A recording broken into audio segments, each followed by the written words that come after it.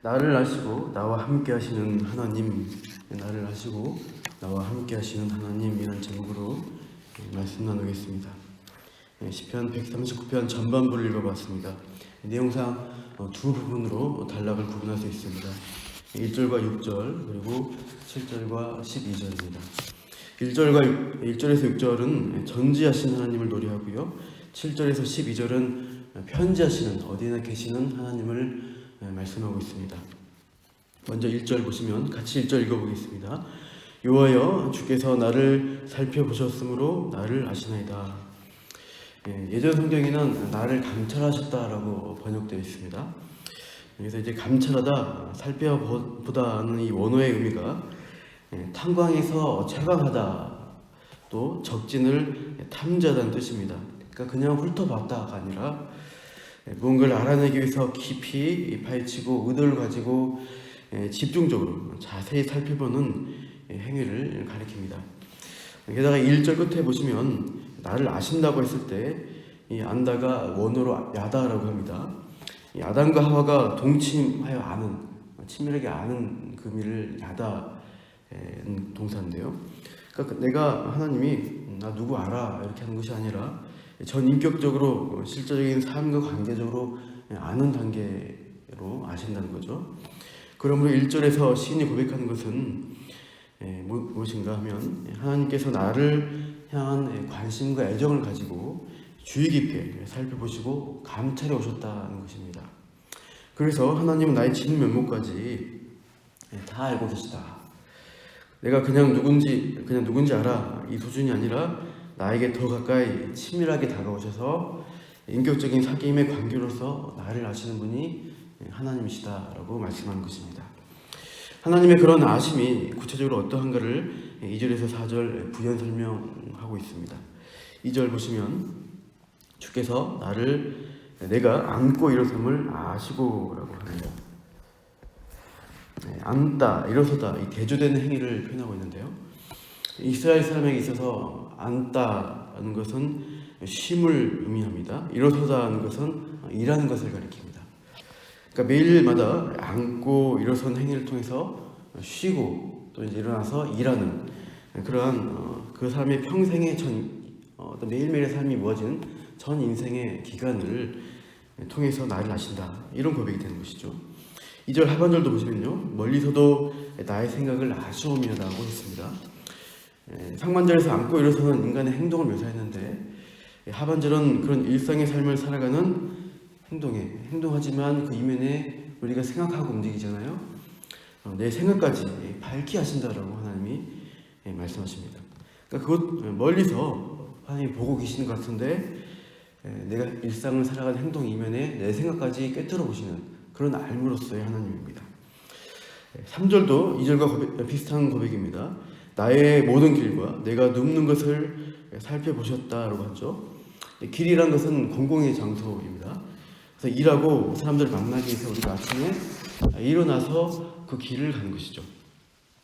반면에 눕는 것은 집에서 많이 눕잖아요. 사적인 공간입니다. 그래서 누워서 자고 쉬는 것이죠.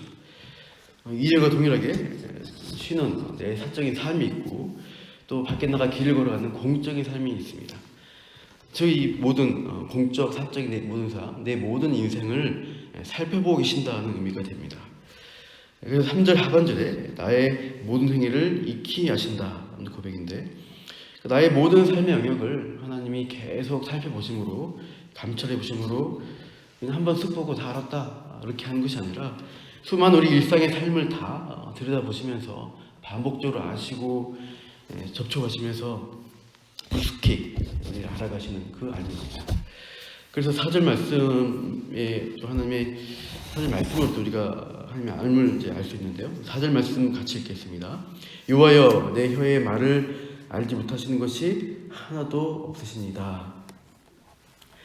언어 문장 어순을 보면 먼저는 이겁니다. 내 혀에 말이 없습니다 하고 하나님이 하나라도 알지 못하는 의미가 되는데요. 그러니까 나의 혀에 말이 없을지라도 하나님께서는 그 모두를 아십니다. 즉 시인이 무슨 말을 하기도 전에 시인이 하려는 말, 그것을 이미 다 알고 계신다는 의미이죠. 내 말이 나오기도 전에 내 말 배후에 있는 내 생각과 의도까지 다 아신다는 고백입니다. 그러니까 전지하신 하나님이 나의 일거수일투족 내 생각까지 다 꿰뚫어 아신다, 고백한 것이죠. 요즘 스토커 문제가 종종 불거집니다. 어디선가 날 감시하고 쳐다보는 눈초리, 나도 모르게 내 일상을 어떻게 보고 있는 것이 어떤 연예인들 고백처럼 굉장히 불편하고 힘든 것입니다. 근데 우리가 하나님이 스토커처럼 나의 연행과 생각까지 꿰뚫어 보신다니 불편하다, 좀 무섭다, 이렇게 생각하시면 안 되겠죠. 하나님이 이렇게까지 나를 살펴보시는 이유가 무엇이냐는 5절에 보시면 알 수 있습니다. 5절에 주께서 나의 앞뒤를 둘러싸시고 내게 안수하셨나이다 고백합니다. 나의 앞뒤, 나의 모든 부분을 둘러서 싸시고 계시고요, 내게 안수하십니다. 안수한다는 것은 손으로 머리에 안수하잖아요. 하나님의 손이 나를 둘러싸고 있는 것입니다. 나를 보호하시고 지키시고 있다는 고백입니다. 나를 아셔서 나의 부족한 것, 그 필요를 공급하시고 위험한 것으로부터 지켜주시는 하나님의 보호가 있기에 참 좋으신 하나님이 나를 아시고 계시다, 이렇게 우리가 그 하나님의 아심의 의미를 이해할 수가 있습니다. 6절 보십시오. 이 지식이 내게 너무 기이하니 높아서 내가 능히 미치지 못하나이다. 이렇게 나를 잘 아시는 하나님의 지식이 너무 높아요. 그래서 내가 도달할 수 없는 수준, 즉 나보다 나를 더 잘 아시는 하나님이시다, 이것을 인정하는 고백입니다. 내가 나의 모든 것, 내 의도를 우리가 살아가다 보면 잘 모를 때가 있습니다. 괜히 슬프고 때론 마음이 울적하죠. 근데 내가 왜 이러지? 잘 모를 때가 있어요. 그럴 때 하나님은 어떠신가요? 내가 모르는 나를 더 잘 아시고 계십니다.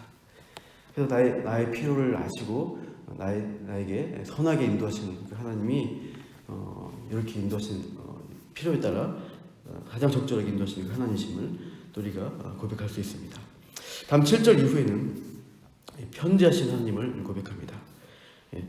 이제 그 7절, 8절, 9절 쭉 보시면은 주어가 내가 쭉 나옵니다. 나의 행위가 먼저 등장하게 되죠. 1절에서 6절 부분은 여호와여 주께서 하면서 하나님의 주체로 표현되는데 7절 이후에는 내가 먼저 나옵니다. 그러니까 내가 어떤 행동을 해요. 어디론가 떠나는 행위들을 할 때 근데 그 행위로 인해서 하나님으로부터 떨어지지 못한다는 고백들을 계속 이어갑니다. 7절 보십시오. 내가 주의 영을 떠나 어디로 가며 주의 앞에서 어디로 피하리까. 떠난다, 피한다, 그렇게 어떤 행동을 하게 됩니다. 죄인의 고백이라 할 수 있습니다. 우리가 죄를 짓고 내 욕망을 따라가다 보면요, 자꾸 하나님을 멀리하고 하나님 외면해서 내가 비밀리에 뭔가를 하려고 하고, 그런 모습들, 이 죄인의 습성, 그 충동을 보게 됩니다. 8절 내가 하늘에 올라갈지라도 거기 계시며 수월에 내 자리를 펼지라도 거기 계시니다. 하늘과 수월이 대조되어 장소로 나옵니다.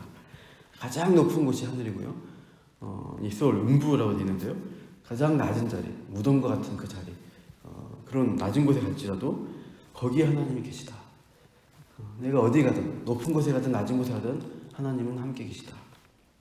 9절에 내가 새벽 날개를 치며 바다 끝에 가서 거주할지라도 돼 있죠.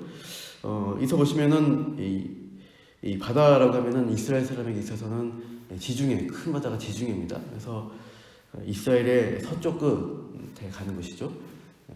서쪽 끝에 가서 거주할지라도, 새벽 날개는 새벽 빛이 비치는 곳이 동쪽입니다. 동쪽 끝이든 서쪽 끝이든 어디를 땅 끝으로 가려고 해도 거기에 어떻게 해요? 10절 보시면 거기서도 주의 손이 나를 인도하시며 주의 오른손이 나를 붙드시리다 고백합니다. 다시 여기 손이 나옵니다. 아까 5절에 하나님이 나에게 둘러사시고 안수하신 것처럼 여전히 내가 가장 높은 곳, 가장 낮은 곳, 동쪽, 서쪽 끝으로 갈지라도 하나님의 손이 나를 붙들고 계시다. 결국 하나님이 인도하시지 않느냐, 이 고백이 나오고 있죠. 그래서 하나님은 우리 어떻게까지 인도하시는가 보시면 11절 12절 같이 읽을까요? 시작. 내가 혹시 말하기를 흑암이 반드시 나를 덮고 나를 두른 빛은 밤이 되리라 할지라도 주에게서는 흑암이 숨기지 못하며 밤이 낮과 같이 비추이나니 주에게는 흑암과 빛이 같음이니이다. 어두움과 빛을 대조합니다. 흑암이 나를 덮고 내가 둘러있는 그 빛이라는 것이 밤이 되어버립니다. 여러분, 밤 어두운 가운데 처해 보시면 어때요? 걸어갈 때 굉장히 불안합니다. 잘못하면 부딪혀서 넘어지기도 하고 다칠 수 있는 게 어둠이란 것입니다. 이 시인에게 어둠과 같은 앞이 하나도 보이지 않는 절망적인 상황들이 우리 인생 가운데 많이 찾아오죠.